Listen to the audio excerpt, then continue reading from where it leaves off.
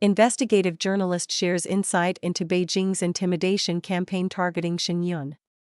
As Shen opening night performance was about to begin at Lincoln Center in New York on March 26, 2025, investigative journalist Steve Lance saw people holding signs outside the venue showing excerpts from hit pieces attacking the classical Chinese dance company. At the time, Lance was producing the documentary Unbroken, the untold story of Shen, which follows performers and their families as they contend with mounting smear campaigns, threats, and interference linked to the Chinese Communist Party.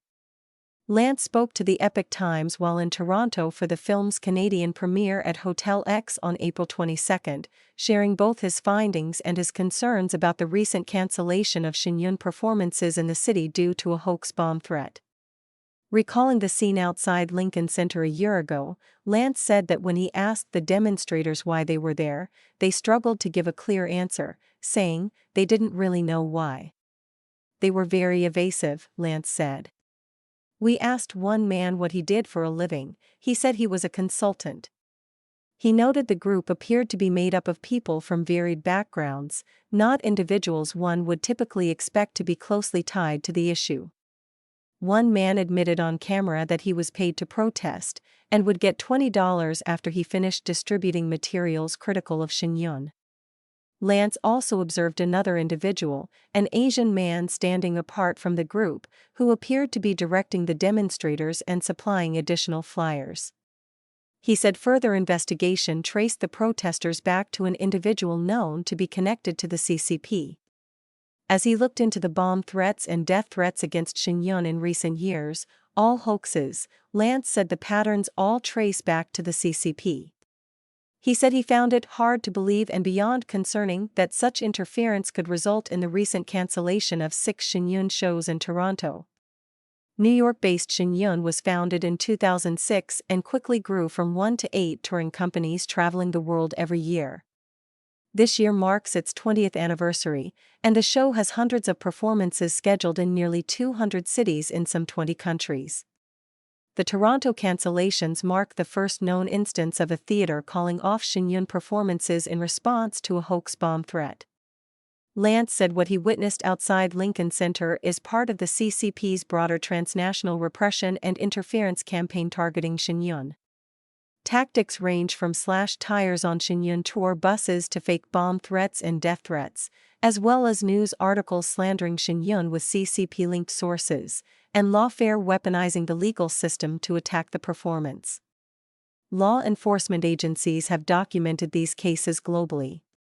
In several cases where threatening emails have warned of violence against hosting venues and politicians if Shen is allowed to perform, authorities have traced the emails back to servers in China.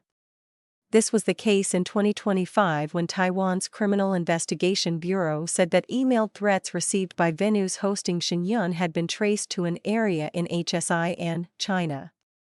Shen Performing Arts was founded by leading Chinese artists who are practitioners of Falun Gong, also known as Falun Dafa. In the early 1990s, Falun Gong was the fastest-growing spiritual group in China. Based on the principles of truthfulness, compassion, and forbearance, as well as meditative exercises, Falun Gong teaches practitioners to improve their moral character. In 1999, the CCP saw the practice's growing popularity as a threat and launched a persecution campaign, vowing to eliminate it. Since then, the group has been severely persecuted by the CCP. Shen stated mission is to revive China's 5,000 years of traditional culture, which the company says has been all but destroyed under decades of communist rule. The company performs under the tagline, China before communism. Shen also highlights human rights abuses by the Chinese Communist regime, including the persecution of Falun Gong.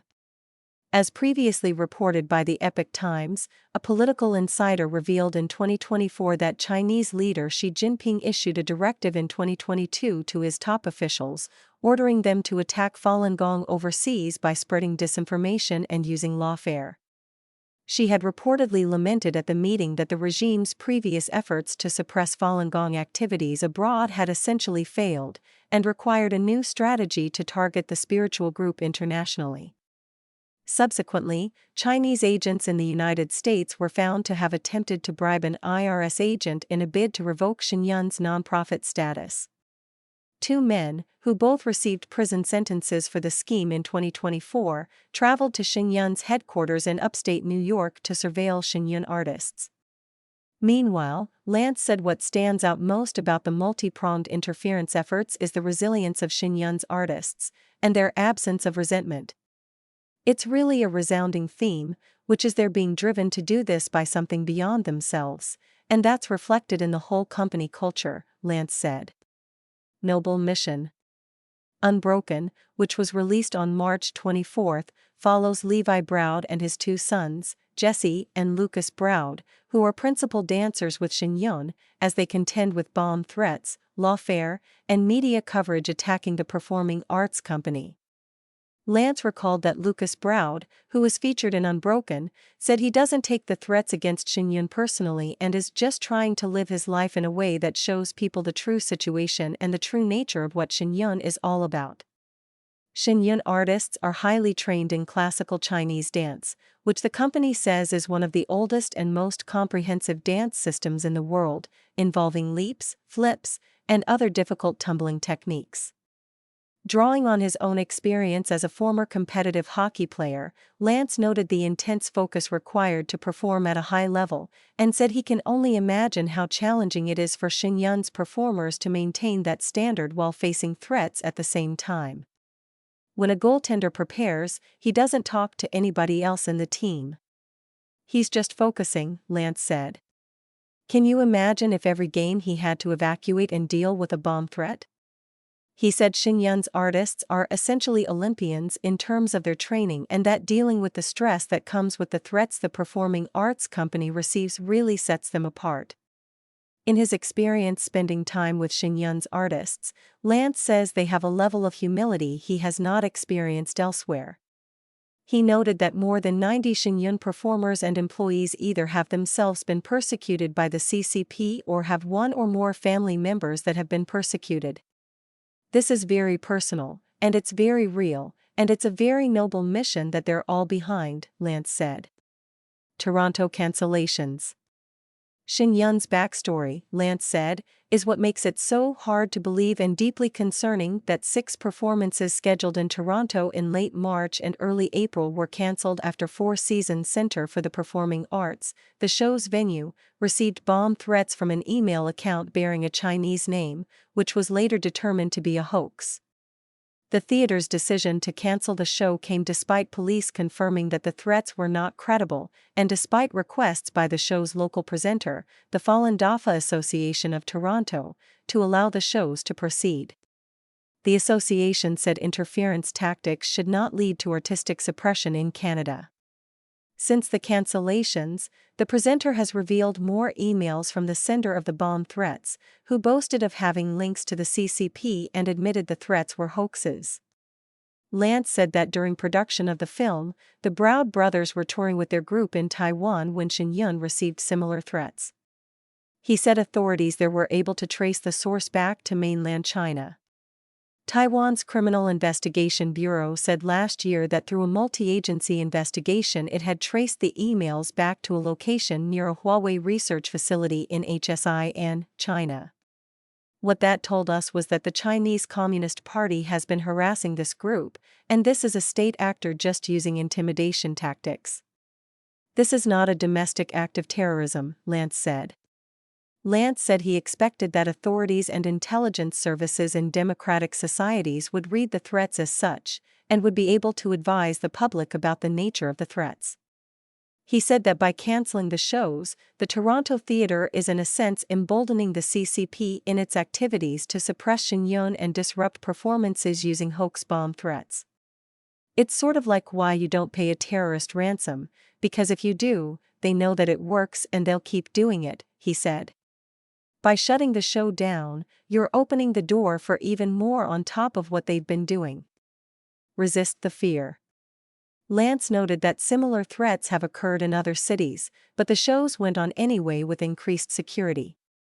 The Toronto presenter of the show said Shen Yun's performances around the world have been targeted by such threats more than 150 times over the past 2 years, and that each time the shows were allowed to proceed after police confirmed the threats were unfounded. Such was the case in Vancouver earlier this month, when the hosting venue, the Queen Elizabeth Theatre, received fake bomb threats from the same email account that threatened the Toronto shows. The Vancouver theatre allowed the shows to go ahead after receiving confirmation from police that the threats were not credible.